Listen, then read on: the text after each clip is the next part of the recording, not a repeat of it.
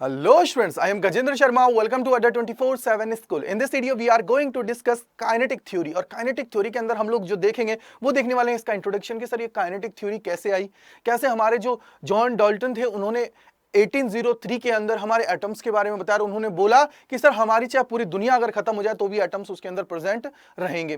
फिर इसके बाद में 1873 के अंदर कैसे हमारी जो आइडियल गैस है उनके लिए हम लोगों ने जो काइनेटिक थ्योरी ऑफ गैसेस को पढ़ा और उसके अंदर कुछ अजम्पशन लिए, वो अजम्पशन क्या थे। फिर हम लोग देखेंगे चार्ल्स लॉ क्या था, बॉयल्स लॉ क्या था, और उसके बाद में हमारे जो फ्री मीन जो हमारा पाथ होता है वो क्या होता है। इन सारी चीजों को हम लोग अच्छे से समझने वाले हैं। तो चलिए शुरुआत करते हैं और देखने की कोशिश करते हैं। सबसे पहले जो बात हमारी आती है वो आती है 1803 की। किसकी आती है? 1803 की आती है। तो 1803 के अंदर हमारे एटम की बात आती है। किसकी बात आती है? सर एटम की हमारी बात आती है। तो एटम की जो बात थी उसके अंदर उन्होंने जो जॉन डाल्टन थे, क्या थे? जॉन डाल्टन थे। मैं बात कर रहा हूं जॉन डाल्टन की। जो जॉन डाल्टन थे उन्होंने क्या बताया कि हमारे जो इसके अंदर एटम्स हैं, एटम्स जो हैं ये हमारी अगर पूरी दुनिया खत्म भी हो जाती है, क्या होता है, अगर मेरी पूरी दुनिया है वो खत्म भी हो जाती है तो भी क्या होगा, अगर हमारी पूरी दुनिया खत्म भी हो जाती है तो भी हमारे इस दुनिया के अंदर एटम्स प्रेजेंट रहेंगे। यह हमें उन्होंने बताया, इन्होंने बता दिया। फिर इसके बाद में क्या हुआ, थोड़ा एडवांस बढ़े और 1873 के अंदर क्या हुआ, 1873 के अंदर हमारी आई काइनेटिक थ्योरी ऑफ गैसेस। 1873 के अंदर हमारी आई काइनेटिक थ्योरी ऑफ गैसेस। क्या आई? Kinetic theory of gases. और काइनेटिक थ्योरी ऑफ गैसेस के अंदर कुछ अजम्पशंस किए गए थे। क्या किए थे? कुछ अजम्पशंस लिए गए थे। और वो अजम्पशंस क्या थे कि हमारे जो मॉलिक्यूल्स होते हैं, सबसे पहली बात है कि सर हमारी जो आइडियल गैस है, आइडियल गैसेस के अंदर जो इंटरमॉलिक्यूलर जो फोर्सेस होते हैं वो एब्सेंट रहते हैं। क्या होते हैं? इंटरमॉलिक्यूलर फोर्सेस हमारे क्या होते हैं? एब्सेंट रहते हैं। इसलिए हमारी जो ये काइनेटिक थ्योरी थी इसको हम लोगों ने क्या नाम दे दिया था? Kinetic theory of gases. क्या नाम दे दिया था? काइनेटिक थ्योरी ऑफ गैसेस इसको बोल दिया गया था। क्यों बोला गया था? क्योंकि सर हमारे जो इंटरमॉलिक्यूलर जो फोर्सेस होते हैं, सबसे पहले देखिए थोड़ा सा सोचिएगा, सर सॉलिड्स के अंदर बहुत ज्यादा होंगे, लिक्विड्स के अंदर भी होंगे, लेकिन गैसेस के अंदर क्या होते हैं, जितने भी हमारे मॉलिक्यूल्स हैं वो दूर दूर होते हैं। और इन्होंने क्या बोला था इस अजम्पशन के अंदर कि जो इंटरमॉलिक्यूलर फोर्सेस हैं गैसेस के अंदर, वो हमारे आइडियल गैस की बात कर रहा हूं। किसकी बात कर रहा हूं? आइडियल गैस की मैं बात कर रहा हूं। उसके अंदर वो क्या रहते हैं? एब्सेंट रहते हैं। क्या रहते हैं? एब्सेंट रहते हैं, आइडियल गैस की बात। तो इस थ्योरी के अंदर क्या अजम्पशन लिया गया था? वो बोला गया था कि इंटरमॉलिक्यूलर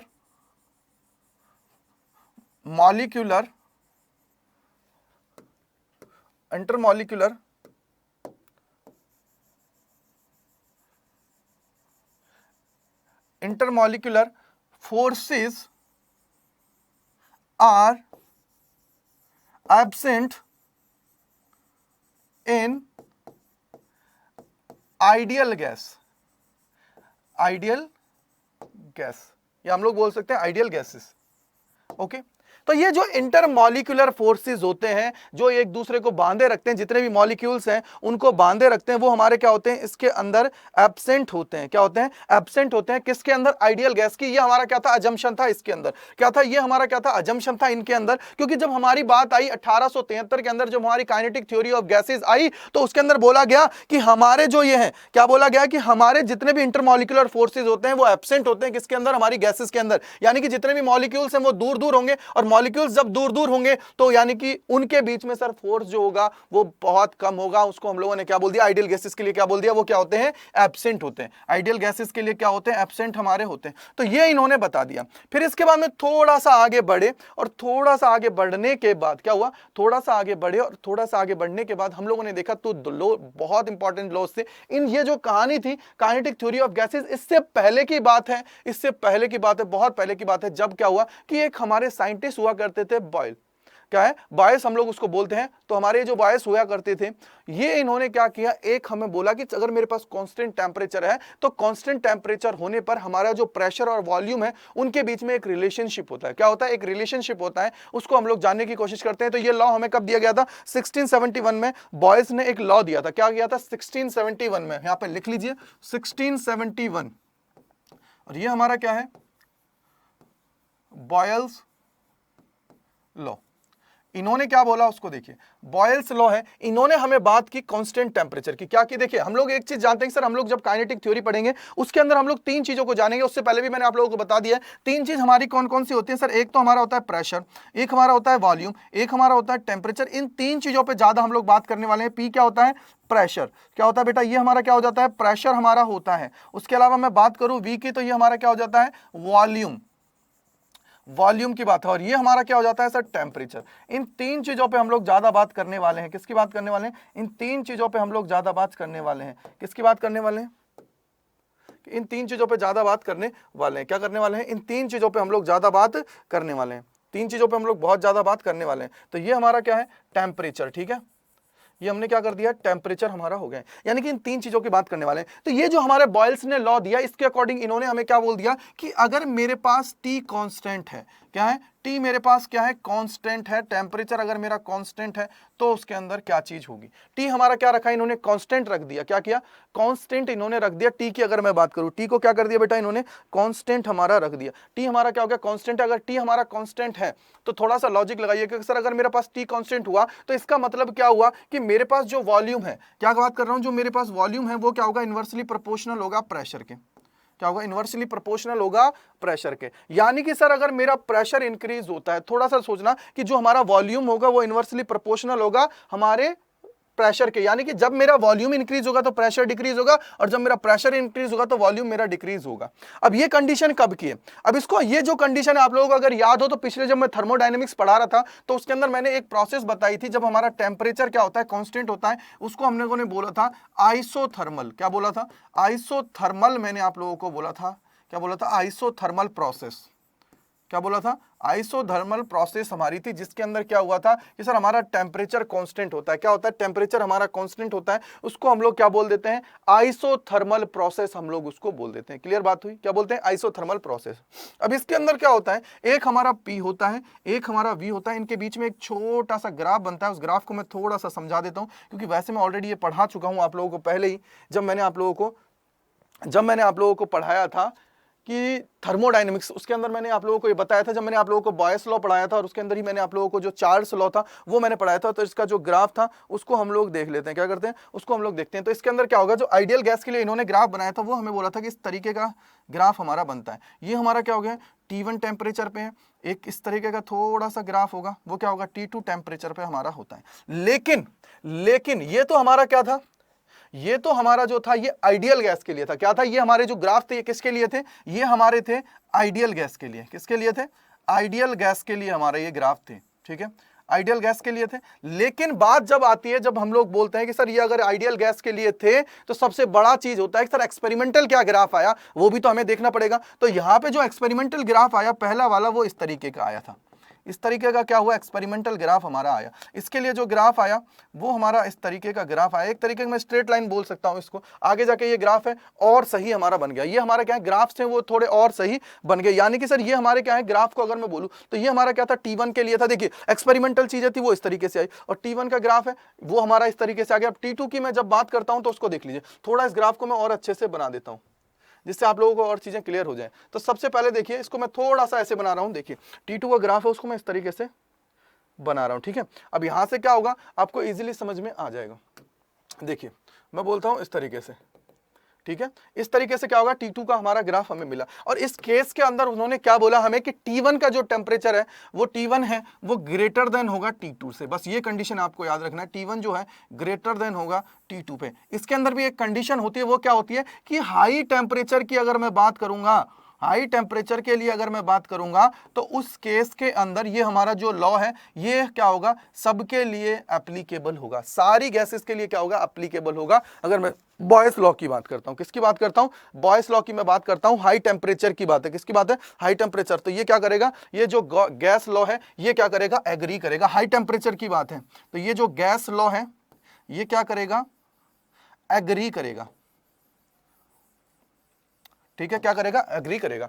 इन चीजों को अच्छे से पढ़ लो। तो इसके अंदर एक चीज आई कि सर आइसोथर्मल प्रोसेस क्या होती है। आइसोथर्मल प्रोसेस का मतलब होता है कि जब भी मेरी कोई प्रोसेस जिसके अंदर मैं टेम्परेचर कांस्टेंट रखता हूं, जैसे मैंने जो पिछला थर्मोडायनेमिक्स आपको पढ़ा रहा था, तो उस टाइम पे मैंने क्या किया था, एक पिस्टन लिया था और उस पिस्टन के अंदर मैंने क्या बोला था कि मैं बाहर से हीट दे रहा हूं। तो इस केस में क्या होगा सर, टेम्परेचर तो हमारा कांस्टेंट रहेगा, लेकिन इसके अंदर हमारी क्या है, हीट का एक्सचेंज होगा। क्या होता है, जब मैं उसकी बात करूं तो क्या होता था, हीट एक्सचेंज होती थी। क्या होती थी, हीट एक्सचेंज होती थी। लेकिन ये जो हमारी प्रोसेस होती थी, ये कौन सी प्रोसेस होती थी, बहुत स्लो प्रोसेस होती थी, यानी कि स्लोली प्रोसेस हमारी होती थी। क्या होती थी, स्लोली प्रोसेस हमारी ये होती थी। क्या होती थी, बहुत स्लोली प्रोसेस हमारी ये होती थी। तो ये चीज आप लोगों को अच्छे से याद रखना है कि सर V इनवर्सली प्रोपोर्शनल होगा P के। जैसे ही मेरा प्रेशर इंक्रीज होगा वैसे ही मेरा वॉल्यूम डिक्रीज होगा। ये आप लोगों को अच्छे से याद है कि सर जैसे जैसे मेरा वॉल्यूम इंक्रीज होगा वैसे वैसे मेरे प्रेशर डिक्रीज होगा। ये चीज यहां बना लीजिए कि सर वॉल्यूम इंक्रीज हुआ तो क्या हुआ, प्रेशर क्या होगा, डिक्रीज होगा। और जब वॉल्यूम डिक्रीज होगा तो प्रेशर क्या होगा बेटा, इंक्रीज हो जाएगा। प्रेशर क्या होगा, इंक्रीज हमारा हो जाएगा। क्लियर हुआ, क्लियर है। अगर ये क्लियर है तो अब देखिए आगे। ये तो हमारे थे भाई साहब जिसकी हम लोग बात कर रहे हैं, वो हमारे भाई साहब हैं जो उन्होंने बोल दिया बॉयल्स ने। अब बात करते हैं हम लोग चार्ल्स की। किसकी बात करते हैं, चार्ल्स की। किसकी बात कर रहे हैं बेटा, चार्ल्स की। और ये जो बात है ये है 1783 की। किसकी बात है, 1783 की। और 1783 की जब बात है तो इसके अंदर हमारे जो चार्ल्स थे, किसकी बात कर रहा हूं मैं, चार्ल्स जो लॉ है इसकी मैं बात कर रहा हूं। अब इन्होंने क्या बोला भाई, हम लोगों ने जब बॉयल्स लॉ को पढ़ा तो उन्होंने टेम्परेचर को कांस्टेंट कर दिया। अब इन्होंने क्या किया इस प्रोसेस के अंदर, इन्होंने जब चार्ल्स की बात आई तो इन्होंने 1783 के अंदर क्या किया, हमारे कांस्टेंट कर दिया प्रेशर को, कि अगर मेरा प्रेशर कांस्टेंट है तो क्या होगा। यानी कि इन्होंने क्या कर दिया था, पी को कांस्टेंट कर दिया। इन्होंने क्या किया, पी को कांस्टेंट कर दिया। भाई सबसे बड़ी बात, इन्होंने क्या कर दिया, पी को कांस्टेंट कर दिया। और जब पी कांस्टेंट हुआ तो वी डायरेक्टली प्रोपोर्शनल टू किसके हो गया, टी के। कि सर जैसे जैसे मैं टेम्परेचर इंक्रीज करूंगा वैसे वैसे मेरे वॉल्यूम क्या होगा, इंक्रीज होगा। और जैसे जैसे मैं टेम्परेचर को डिक्रीज करूंगा वैसे वैसे मेरा वॉल्यूम भी क्या होगा, डिक्रीज होगा। बस ये याद रख लो, ये चीज याद रख लो कि सर V हमारा क्या हो गया था, इन प्रोपोर्शनल था, डायरेक्ट प्रोपोर्शनल था T के। ये आपको याद रखना है। लेकिन इसके अंदर भी क्या हुआ कि सर यहां से तो चलो हम लोगों ने देख लिया, ये हमारा हो गया। अब बात आती है कि सर और क्या हो सकता है, इसके अंदर और क्या हो सकता है। चलो ये तो हम लोगों ने देख लिया कि सर P क्या डायरेक्टली प्रोपोर्शनल टू T है, लेकिन इसके अंदर और क्या हो सकता है। तो सर अगर इसके अंदर मैं देखना चाहूं तो सर एक चीज ये भी हो सकती है, अगर मैं मान लीजिए इसको लिखना चाहूं तो यहां पे ये क्या बनेगा सर, ये बनेगा V is equal to T और कोई भी कांस्टेंट, कोई भी कांस्टेंट की मैं बात कर रहा हूं, ठीक है, कांस्टेंट की मैं बात कर रहा हूं। और क्या होगा sir, v divided by T कितना हो जाएगा, कांस्टेंट। बोलो क्लियर है नहीं है, कांस्टेंट कुछ भी ले सकते हो भाई मेरे, तो आप लोग कांस्टेंट। इसके अलावा इसमें भी देख सकते हो कि सर ये हमारा क्या था, P और V था। अब इसको क्या कर सकते हो सर, यहां से अगर इसको सॉल्व करते हो तो क्या आ जाती है, आइसोथर्मल के लिए मैंने आप लोगों को बताया भी था। आइसोथर्मल जब प्रोसेस होती है तो यहां से क्या हो जाएगा सर, ये हमारा क्या है, V है, P है, तो मैं क्या करूंगा, V इज इक्वल टू क्या हो जाएगा, मैं कांस्टेंट अपॉन में क्या हो जाएगा, P। और PV क्या हो जाता है, PV इज इक्वल टू हमारा हो जाता है कांस्टेंट। क्या हो जाता है, कांस्टेंट हमारा हो जाता है, ठीक है, कांस्टेंट हमारा हो जाता है। यानी कि P1 V1 is equal to हो जाता है P2 V2। और ये भी किसके इक्वल होगा, कांस्टेंट के इक्वल हमारा हो जाता है। बोलो क्लियर है नहीं है। ये रिलेशनशिप आपको याद रखनी। ये आप लोगों को आइसोथर्मल के अंदर भी मैंने बताई थी, और जब उसके बाद में मैंने आप लोगों को आइसोथर्मल जो पढ़ा था उसके अंदर ये सारी चीजें मैंने आप लोगों को अच्छे से एक्सप्लेन की थी, जिससे क्या है आप लोग इजीली सारी चीजों को अच्छे से कवर कर पाओ। ठीक है भाई, तो ये हमारे पास हुआ। अब देखिए क्या, अब देखते हैं आगे। आगे हम लोग देखते हैं कि और क्या हुआ। सर ये हमारे क्या हो गया, ये लॉ बन गया और इसके अकॉर्डिंग क्या हुआ, V बाई टी हमारा जो था वो क्या हो गया, कांस्टेंट हो गया। अगर V बाई टी मेरा कांस्टेंट हो गया है तो थोड़ा लॉजिक लगाना मेरे भाई, अगर ये हो गया है तो यहां से ग्राफ कैसे बनेगा। ग्राफ की अगर मैं बात करता हूं तो वो कैसा बनेगा, तो ग्राफ देखिए कैसा बनता है। इसके बीच का जो ग्राफ बनता है ना भाई, वो बनता है इस तरीके से, ठीक है। लेकिन रियल की मैं बात करूं तो वो इस तरीके से कुछ होता है। रियल की मैं बात करता हूं तो वो इस तरीके से होता है। तो ये किसके लिए होता है, रियल गैसेस के लिए। किसके लिए होता है, रियल गैसेस के लिए। और ये किसके लिए होता है, आइडियल गैस के लिए, आइडियल गैस के लिए, ठीक है भाई, किसके लिए होता है? आइडियल गैस के लिए। अब बात आता है कि सर ये तो हम लोगों ने ग्राफ देख लिया कि सर अगर आइडियल गैस के लिए ये ऐसे है तो हमारे और क्या हो सकता है भाई। उसके अलावा अगर मैं बात करूं तो सर और हमारा क्या बन सकता है, ठीक है, और हमारा क्या बन सकता है इसके अंदर। तो देखिए रियल गैसेस, अब ये किसके बीच में है सर? हमारा जो प्रेशर कांस्टेंट है, तो ये किसके बीच में है भाई? V के बीच में, और ये किसके बीच में है? T के बीच में। अब बात आती है कि सर मान लीजिए इन दोनों लॉस को मैं कंबाइंड कर दूं तो क्या बन जाएगा भाई? कंबाइंड कर सकता हूं ना मैं, दोनों लॉस को अगर कंबाइंड कर देता हूं तो क्या बनेगा? सबसे बड़ी बात तो देखिए मेरे भाई, अगर मैं दोनों को लॉस को कंबाइंड करके लिखता हूं तो कंबाइंड अगर मैं कर देता हूं तो क्या हो जाएगा, ठीक है, कंबाइंड अगर मैं कर देता हूं तो क्या होगा कि भाई पहला मेरा केस क्या है सर? पहला केस जो मेरा था वो हमारा, देखिए पहला केस क्या है, अगर मैं बात करूं जब मेरे बॉयल्स ने बोला था, तो बॉयल्स ने हमें जब बोला तो वो हमें बोल दिया कि सर V इनवर्सली प्रोपोर्शनल है P के। क्या है? V इनवर्सली प्रोपोर्शनल है P के। और इसके अंदर क्या हुआ सर? इसके अंदर हमें बोला कि जो V है मेरा वो प्रोपोर्शनल है T के। बोलो क्लियर है नहीं है? बोलो क्लियर है नहीं है? बोलो भाई क्लियर है नहीं है? अगर ये क्लियर है तो यहां से देखो सर, अगर इसके अंदर देखूं तो मैं कांस्टेंट है और इसके अंदर देखूं तो कांस्टेंट नहीं है। अब बात आती है कि सर इसके अंदर क्या होगा भाई मेरे? अगर मैं पीवी को वहां ले जाता हूं तो टी अपॉन में चला जाएगा। क्या होगा सर? पीवी को अगर मैं मल्टीप्लाई कर देता हूं तो टी हमारा क्या चल जाएगा? अपॉन में चल जाएगा, यानी कि ये बन जाएगा। देखिए क्यों? क्योंकि देखिए यहां से अगर मैं इन दोनों को कंबाइंड करके लिखता हूं तो क्या हो जाएगा sir? V proportional to T upon में P। बोलो क्लियर है? बोलो क्लियर है? हुआ या नहीं हुआ? अगर ये है तो इसका मतलब क्या होगा सर? जैसे कांस्टेंट में हटाऊंगा तो ये क्या हो जाएगा? V is equal to T upon में P, और क्या हो जाएगा? कांस्टेंट मल्टीप्लाई में। बोलो भाई क्लियर है नहीं? कांस्टेंट आ गया। अगर ये कांस्टेंट आ गया तो भाई मेरे इसको मल्टीप्लाई कर दो, क्या हो जाएगा? PV अपॉन में हो जाएगा T, और इज इक्वल टू क्या हो जाएगा? कांस्टेंट। क्या हो जाएगा? कांस्टेंट। बोलो क्लियर है नहीं? क्या हो जाएगा? कांस्टेंट। अगर ये कांस्टेंट हो गया है, अगर ये कांस्टेंट हो गया है तो इसका मतलब क्या हुआ कि सर इसको मैं लिख सकता हूं P1 V1 divided by T1 is equal to P2 V2 upon में T2 इज इक्वल टू क्या हुआ? कांस्टेंट। कांस्टेंट, कांस्टेंट, ठीक है, ये हमारे पास हो गया। अब बात आती है सर ये तो हमारे जो लॉस थे उनको हम लोगों ने देख लिया, सबसे बड़ा चीज वो हमारे लिए क्या होती है वो देखते हैं। सबसे बड़ा क्या होता है बेटा इसके अंदर? ये देखिए, ये तो मैंने अभी आप तक को लॉस को बारे में अच्छे से एक्सप्लेन कर दिया है। अब हम लोग देखते हैं कि सर इसके अंदर और क्या चीजें होती हैं। तो इसके अंदर जैसे हम लोग आगे बढ़ते हैं तो इसके अंदर हम लोगों को देखना है ये है बिहेवियर, और गैसेस की बिहेवियर कैसे करते हैं। उससे पहले थोड़ा सा आप लोगों को पता होना चाहिए फ्री मीन पाथ के बारे में। क्या होता है? फ्री मीन पाथ के बारे में पता होना चाहिए। सर ये फ्री मीन पाथ क्या होता है? क्या है? फ्री या फिर मीन फ्री पाथ आप लोग बोल सकते हो। क्या बोल सकते हो? Mean free path.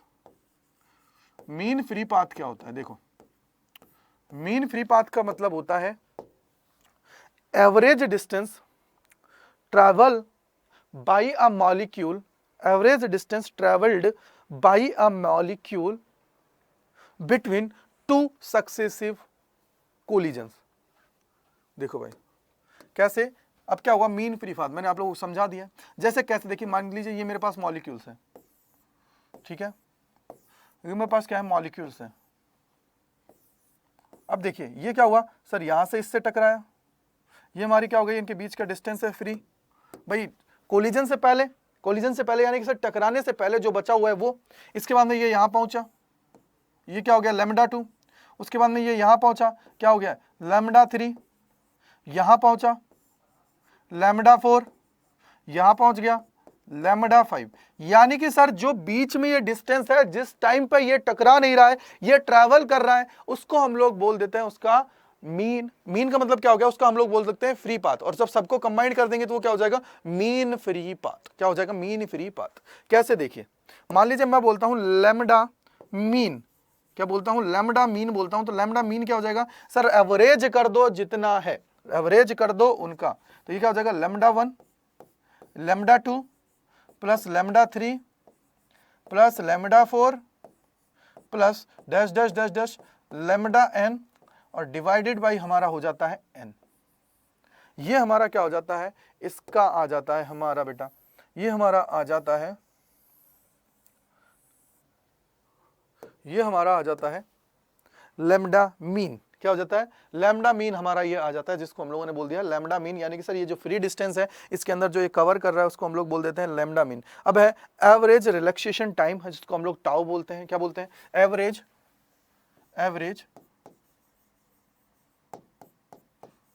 Relaxation time, जिसको हम लोग बोलते हैं टाउ। तो ये हमारा क्या हो जाएगा सर, इसका मतलब क्या हुआ, जो टाइम लग रहा है कि यहां से यहां तक पहुंचने में, उसकी बात कर रहे हैं, तो इसका मतलब ये क्या हो जाएगा, tau average is equal to क्या हो जाएगा, tau 1 plus tau 2 plus tau 3 plus tau 4 dash dash dash tau n upon में क्या हो जाएगा, n। बोलो क्लियर है नहीं है, बोलो भाई क्लियर है नहीं है, टाउ n हमारा हो गया। अब इसका मतलब टाउ n का मतलब क्या हो गया, एवरेज रिलैक्सेशन टाइम हमारा क्या होता है, टाउ की बात कर रहे हैं, और एवरेज रिलैक्सेशन टाइम का मतलब क्या हुआ कि sir average time period between two successive collisions, average time period की बात कर रहा हूं। किसकी बात है ये, एवरेज टाइम पीरियड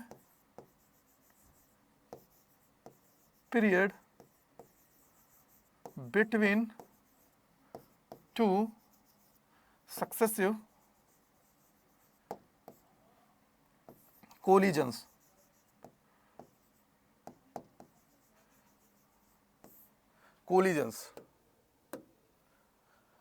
ये हमारा क्या होता है, रिलैक्सेशन टाइम होता है, जिसको हम लोग बोलते हैं sir average time between two successive collisions called relaxation time. ये हमारा क्या हो जाता है, रिलैक्सेशन टाइम हमारा हो जाता है।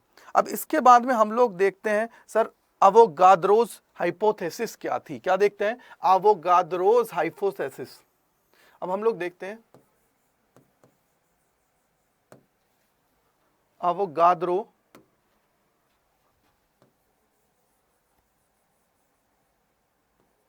अवोगाद्रोस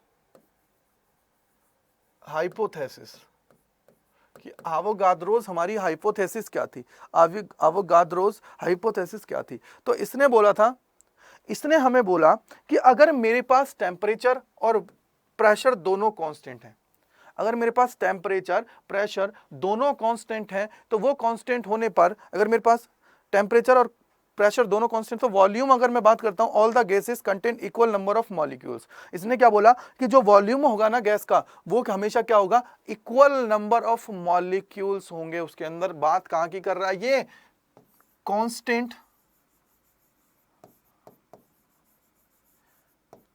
P एंड T, ये किसके इक्वल होंगे, इसके अंदर क्या होंगे, जो नंबर होंगे वो कितने होंगे, कांस्टेंट होंगे, number of molecules, number of molecules. अब बात आती है कि सर इसके अंदर रिलेशन क्या निकलेगा, भाई V है, अगर मैं वॉल्यूम की बात कर रहा हूं, वॉल्यूम के अंदर जितने भी हमारे अगर कांस्टेंट है, तो वॉल्यूम हमारा क्या होगा, V की अगर मैं बात करूं तो V के अंदर क्या होगा सर, डायरेक्टली प्रोपोर्शनल होगा N के, यानी कि सर नंबर ऑफ मॉलिक्यूल्स, ठीक है, और V डायरेक्टली प्रोपोर्शनल किसके होगा, N के, यानी कि सर नंबर ऑफ, मोल के अंदर कितने हैं सर, मॉलिक्यूल्स की मैं बात कर रहा हूं, ये हुआ। अगर मैं कंबाइंड लिखता हूं इसको करके, क्योंकि देखिए मैंने पहला जो आप लोगों को बताया उसमें मैंने क्या बताया था, V इनवर्सली प्रोपोर्शनल P था, और V इनवर्सली प्रोपोर्शनल था हमारे, V प्रोपोर्शनल था हमारा T के, किसके, T के, ठीक है। ये हमारा तीनों है, अगर इन तीनों को मैं कंबाइंड करके लिखता हूं, थोड़ा सा सोचना, अगर मैं तीनों को कंबाइंड करके लिखता हूं तो क्या हो जाएगा, इन कंबाइंड करके अगर मैं इसको लिखता हूं तो क्या हो जाएगा, यहां से सर V जो होगा ना, V हमारा जो होगा, ये हमारा जो V होगा, ये क्या होगा, प्रोपोर्शनल होगा NT, और डिवाइड इनवर्सली प्रोपोर्शनल होगा P के। क्लियर है। अब बात आती है सर जैसे ही मैं इनवर्सली साइन हटाऊंगा, इसको इनवर्सली साइन हटाता हूं, इसका इनवर्सली साइन हटाता हूं, तो क्या बनेगा, तो इनवर्सली साइन हटाओगे तो यहां से क्या होगा सर, इसको मैं देखूं तो ये हमारा हो जाएगा V is equal to NRT by P, और यहां से P को इधर लिया हो तो क्या हो जाएगा, PV is equal to NRT। यही हमारी क्या होती है, इक्वेशन होती है गैस की। यही हमारी क्या होती है, इक्वेशन होती है गैस की। जो हम लोग बिहेवियर ऑफ गैसेस पढ़ रहे हैं, तो ये सारे के सारे किसके अंदर हैं, बिहेवियर ऑफ गैसेस के अंदर है, कि कैसे सर टेम्परेचर और जो मेरा प्रेशर होता है उसके ऊपर हमारी जो गैसेस हैं वो कैसे बिहेव करती हैं। तो ये हमारी क्या होती है, PV is equal to NRT। यही हमारी एक होती है इक्वेशन होती है आइडियल गैस की। ये हमारी क्या होती है, आइडियल गैस इक्वेशन। इसी को हम लोग बोल देते हैं आइडियल गैस इक्वेशन। क्या बोल देते हैं, आइडियल गैस इक्वेशन बोल देते हैं। PV is equal to NRT। N क्या हो जाएगा sir, number of mole, R हमारा क्या हो जाएगा, universal gas constant. Universal gas constant हमारा है, क्या है, यूनिवर्सल गैस कांस्टेंट। टी हमारा क्या हो जाएगा, टेम्परेचर की मैं बात कर रहा हूं, किसकी, पी हमारा क्या हो जाएगा, प्रेशर की बात है, और वी हमारा क्या हो जाएगा, वॉल्यूम की बात है। बोलो क्लियर है नहीं। अब बात आती है कि सर हमारा जो ये आर होता है जिसको हम लोग बोला है यूनिवर्सल गैस कांस्टेंट, इसका वैल्यू क्या होगा। यूनिवर्सल गैस कांस्टेंट जिसको हम लोगों ने बोला है इसका वैल्यू क्या होगा, तो इसका वैल्यू हमारा हो जाता है बेटा 8.314। क्या होता है, यूनिवर्सल जो गैस कांस्टेंट है आर, इसकी वैल्यू होती है 8.314 जूल मोल पर केल्विन। ये हमारे हो जाएंगे जूल अपॉन मोल पर केल्विन, ये हमारा होता है। अब बात आती है कि सर इसका ग्राफ कैसे आता है। ग्राफ की अगर मैं बात करता हूं, ये हमारा क्या है, ग्राफ की मैं बात कर रहा हूं। तो देखिए आइडियल गैस के लिए अगर ग्राफ की बात करते हैं, तो आइडियल गैस के लिए हमारा जो ग्राफ होता है वो कैसा होता है, इस तरीके का बोलते हैं। ये किसके लिए बोलते हैं sir, ideal graph, ideal gas के लिए, ठीक है। एट 1 पे क्या है, एट 1 की मैंने बात की, किस पे बात कर रहा हूं, एट 1, और ये हमारा क्या है, पी की मैं बात कर रहा हूं, ठीक है। अब देखो, लेकिन जो प्रैक्टिकली होता है, लेकिन जो हमारे प्रैक्टिकली होता है वो ग्राफ किस तरीके का आता है, वो ग्राफ इस तरीके से आता है, इस तरीके से। ये हमारा क्या होता है, जो रियल गैसेस होती है ना, रियल गैसेस के लिए हमारा होता है, क्या होता है, रियल गैस। ये हमारा क्या हो जाएगा, T1, ये हमारा क्या हो जाएगा, T2। क्या हो जाएगा, T1 और T2 हमारा हो गया। इस केस में हमारा T1 ग्रेटर देन क्या होगा, T2। क्या होगा, T1 ग्रेटर देन क्या होता है, T2। यहाँ पे देखिए क्या होगा, जो हमारा T1 होता है वो क्या होता है, ग्रेटर देन होता है T2। और यहाँ से अगर मैं 1 मोल के लिए निकालना चाहूँ, 1 मोल के लिए अगर इसको निकालना चाहूँ, तो 1 मोल के लिए कितना हो जाता है, तो कितना हो जाएगा भाई, ये देखिए PV इज इक्वल टू क्या है, NRT, और यहाँ से PV बाई RT कितना हो जाता है, N। ये हमारा हो जाता है। और N का मतलब क्या है, 1 के लिए ले रहा हूं, क्या है, 1 के लिए मैं ले रहा हूं। N का मतलब क्या हो गया, 1 के लिए मैं ले रहा हूं, और 1 यानी कि 1 मोल के लिए मैं ले रहा हूं किसी भी गैस के लिए, 1 mole of any gas, any gas के लिए मैं बात कर रहा हूं, 1 मोल ऑफ एनी गैस। ये हमने बात कर लिया। ये हमारे क्या होते हैं, इनके ग्राफ होते हैं कुछ, ठीक है, 1 मोल के लिए। ये हमारे क्या होते हैं, कुछ ग्राफ होते हैं जिसको आप लोग अच्छे से याद रखना है और चीज़ों को कनेक्ट करना है। और यही हमारी क्या होती है, आइडियल गैस इक्वेशन होती है, जिसको हम लोग लिखते हैं PV is equal to NRT। यही क्या होती है, आइडियल गैस इक्वेशन हमारी हो जाती है। तो मैंने आप लोगों को क्या क्या पढ़ा दिया इसके अंदर, मैंने बिहेवियर ऑफ गैसेस बता दिया कि किस तरीके से बिहेव करती हैं। तो ये पूरा का पूरा है ग्राफ, कैसे टेम्परेचर इंक्रीज होता है तो कैसे हमारी गैसेज हैं वो बिहेव करती हैं। उन सारी चीज़ों को मैंने अच्छे से आप लोगों को एक्सप्लेन कर दिया है। जो हमारी रियल गैसेज होते हैं वो आइडियल गैस की तरह बिहेव करती हैं। कब की बात है, लो टेम्परेचर, लेकिन लो से जैसे हाई पे जाओगे तो हमारी गैसेज क्या होंगे, अलग अलग वो बिहेव करने लग जाती हैं, ठीक है भाई। ये हमारा सारा का सारा इसके अंदर होता है, ठीक है।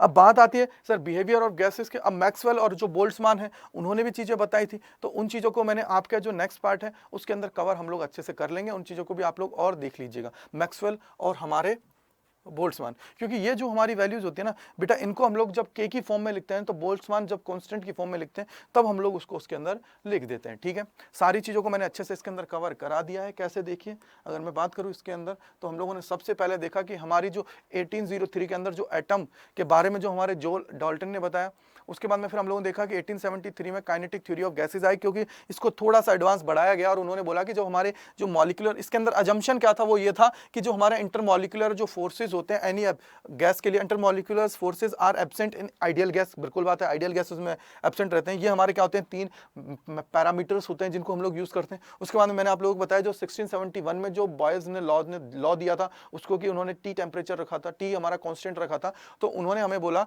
कि ये जो हमारा आइसोथर्मल प्रोसेस होता है और उसके अंदर हमारी क्या होती थी, स्लोली प्रोसेस होती थी और हीट एक्सचेंज होता था, आप लोगों को याद हो, लेकिन प्रोसेस क्या होती थी, वेरी स्लो, यानी कि अंदर का जो टेम्परेचर है वो बढ़े ना, वो कांस्टेंट हमारा रहे। फिर हम लोगों ने देखा कि ये कैसे हमारी इक्वेशन आती है, वी हमारा इन्वर्सली प्रोपोर्शनल होता है पी के, इसको हम लोगों ने देखा। फिर हम लोगों ने एक ग्राफ को प्लॉट किया और ये हमारे कांस्टेंट टर्म्स को हमने लिखा। फिर हम लोगों ने देखा कि सर 1783 के अंदर चार्ल्स ने कैसे चीजें बताई और कंबाइंड हमारा इनका क्या इंपैक्ट होता है, उस चीज को हम लोगों ने अच्छे से जानने की कोशिश की। चार्ल्स ने जो बताया उसको हम लोगों ने अच्छे से जाना। फिर हम लोगों ने आगे बढ़े और आगे हम लोगों ने देखा कि सर हमारा मीन फ्री पाथ क्या होता है और हमारी जो अवोगाद्रो हाइपोथेसिस थी उसके अकॉर्डिंग क्या थी, उन सारी चीजों को मैंने आप लोगों को अच्छे से बता दिया है। जो हमारी क्या है अवोगाद्रो हाइपोथेसिस थी उसको भी हम लोगों ने जान लिया है कि कैसे वो चीजें थी। उसके अंदर कांस्टेंट प्रेशर और टेम्परेचर की बात करें तो वॉल्यूम के अंदर जितने भी हमारे मॉलिक्यूल्स की बात है वो भी हमारे क्या होंगे, कांस्टेंट ऑलमोस्ट वो भी रहेंगे, क्योंकि वो क्या होंगे, इक्वल रहेंगे, ठीक है, इक्वल रहेंगे, उस चेंज नहीं होंगे वो भी। फिर हमने इनको देखा और हमने ड्राइव की आइडियल गैस इक्वेशन को, जो हमारा क्या होता है PV is equal to NRT हमारा होता है। जो हम लोग आइडियल गैस की बात करते हैं वो हमारा क्या होता है, PV is equal to NRT. Clear हुआ? तो ये सारी चीजें हैं, आप लोगों को अच्छे से पढ़ लेना है। हमारा लैम्डा मीन क्या होता है, हमारा टाउ एवरेज क्या होता है, जो हमारा एवरेज रिलैक्सेशन टाइम होता है वो हमारा क्या होता है, सारी चीज को अच्छे से आप लोगों को पढ़ लेना है, जिससे क्या है आप लोग अपने आप को अच्छे से तैयार कर पाए और बेसिक्स को अच्छे से क्लियर कर पाए। थैंक यू सो मच अड्डा 24/7 स्कूल से जुड़ने के लिए। अगर मेरा पढ़ाया हुआ अच्छा लगा है तो इसको लाइक कीजिएगा, शेयर कीजिएगा, कमेंट कीजिएगा और अपने दोस्तों को शेयर कीजिएगा। उसके अलावा आपका कहीं भी कोई डाउट है तो उसको जरूर कमेंट सेक्शन के अंदर लिखिएगा, जिससे क्या है कि मैं आपके डाउट्स को क्लियर कर पाऊं और आप लोग अपनी एक बेहतर तैयारी कर पाएं। Thank you so much.